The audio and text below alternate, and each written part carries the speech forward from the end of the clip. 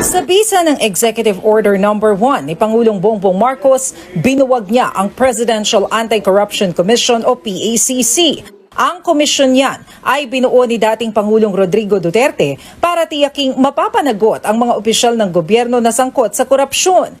Katunayan, mula ng matatagang PACC, mahigit 13,000 kaso ng korupsyon ang naimbestigahan. 154 ang isinampang kaso sa hukuman. 24 na ikulong at mahigit 800 ang nasibak. Kaya naman nagulat ang dating PACC chairman na si Greco Belhica sa desisyon ni PBBM na buwagin ang komisyon. Importante rin daw sa pagbangon ng ekonomiya ang pagsisigurong walang nagnanakaw sa kaban ng bayan. Hindi ho natin pwedeng asahan na lalakas ang ekonomiya kung kalat naman ng droga, talamak ang korupsyon at krimen.